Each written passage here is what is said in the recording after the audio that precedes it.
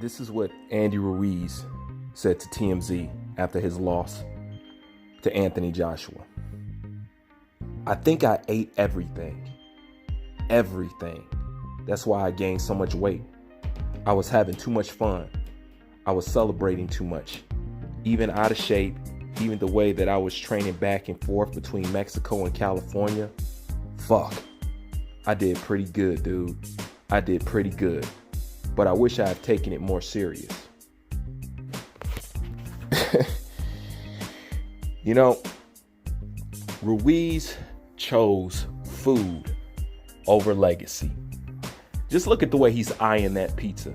He's giving that pizza a stiffer stare down than he did Anthony Joshua at the press conference. You know, Andrew Ruiz is disappointing for more than one reason, you know. But one of the main things that's disappointing about Andy Ruiz, he didn't only fail himself and fail his team and make boxing look bad.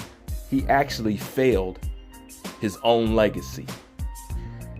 Because as you know, Andy Ruiz is Mexicans' first heavyweight champion ever in history, in life, period. You know, and it only shows to me that Andy Ruiz was never really a champion. You know what I'm saying? He's really not elite. See, when people talk about being a champion, they're talking about championship mentality. They're not just talking about holding a belt. You know, I'm gonna tell you what I'm talking about. Andy Ruiz had an opportunity to cement his first Mexican heavyweight legacy as being legit. And I know what you're saying, like, how are you going to say it's legit when he beat Anthony Joshua? Because if you are in the boxing game, you know, and you're around the game, you know, people in the game, or hell, if you even know boxing, then you are aware of this age-old saying that you are not a champion until you defend your belt. It's the same concept in fitness. They say getting in shape, that's nothing. Maintaining is everything. That's the hard part. Okay? So you could take that and apply that to that saying. That's what it means. It means the same thing. Anybody can catch a champion on a bad night, not training, drinking all night, partying, strippers and stuff, and go in there and beat them. That's why they say you're not a champion until you defend your belt. It's one of the oldest sayings in boxing. Okay? So here he had a chance to prove that it wasn't a fluke, that you didn't just catch Anthony Joshua on a bad night, that it wasn't because he was concussed, that it wasn't because of this surgery that he had, or he was doing all this press tour conference, or he was more concerned with Deontay Wilder and everything else. You said, no, my style beats him 10 times out of 10, period. This was his opportunity to go in there and do it. Okay? And he chose food over legacy. So to me and to the rest of the boxing world who believes in that saying, Andy Ruiz only tarnished the Mexican first heavyweight legacy because he had an opportunity to make it legit and he could not do it. The man chose food. Once again, I go back to championship mentality. That's a champion. It's not the belt. It's the mentality. It's what Anthony Joshua is showing you right now. Let me give you a deeper example for those that are having trouble. Let me use a few individuals, 4 individuals. Let me use Canelo Alvarez. Let me use Floyd Mayweather. Let me use Conor McGregor. And let me use Andy Ruiz. Canelo Alvarez and Floyd Mayweather, regardless of how much money that they ever made, there's 2 things that you could say about these gentlemen. It's 2 things that I both admire about these guys. No matter how much money is in the bank, they still train like they living up under a bridge. No matter how many millions they see, 60 million, 30 million, 20 million, 10 million, 8 million, it doesn't matter. Anytime you see Canelo, he trains hard, always training hard, and improves and get better. Championship mentality. Floyd Mayweather, the first billionaire boxer in boxing. Never slacked off. Always trained hard. Trained like he ain't have 2/4 in a glass jar. Always. This is what I'm saying. It's deeper than when you just want to judge somebody. Oh, this person's this and this person's that. I look at people's external attributes. Do you know how hard it is to train like these two guys train when you got it made? Do you have any idea? That's a championship mentality. Okay?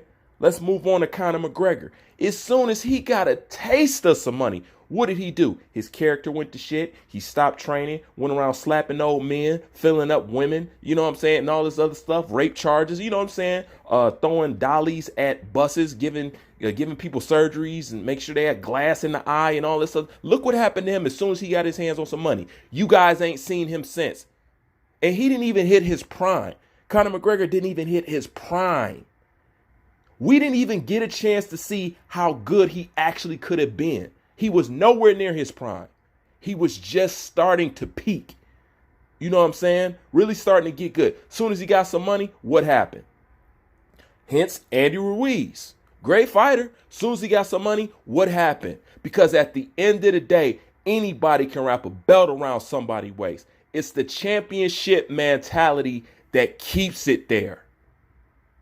Period. And at the end of the day, Andy Ruiz chose food over legacy.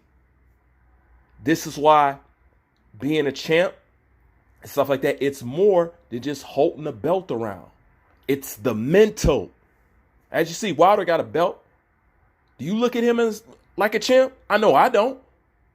He don't move like a champ. He don't shake like a champ. Nothing. He don't fight what champs fight. Nothing. So once again, championship mentality. And how are you going to sign a fight with Deontay Wilder before you beat Anthony Joshua? See, that just goes to prove that you never took Anthony Joshua serious. You let the PBC, Deontay Wilder, gas your head up to the point you thought you was so good. You thought this dude had no talent.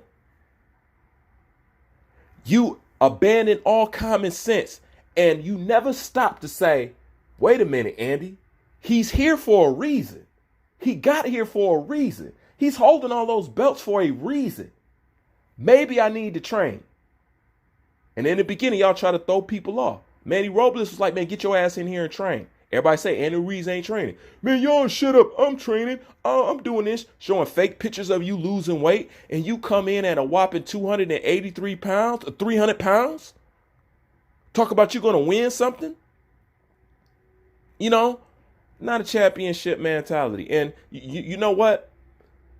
It's a shame because the way Andy Ruiz going about it, you know what I'm saying? Like, I seen this dude. I don't know. How much money did Andy Ruiz, something thousands? He spent thousands on lottery tickets. Like, bruh, I can tell that money gonna be gone in no time. You don't go buy no lottery tickets after hitting the bank like that. You go invest that shit.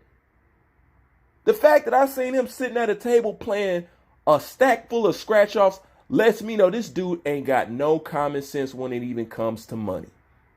You know what I'm saying? But I'm going to digress on that because that's his business.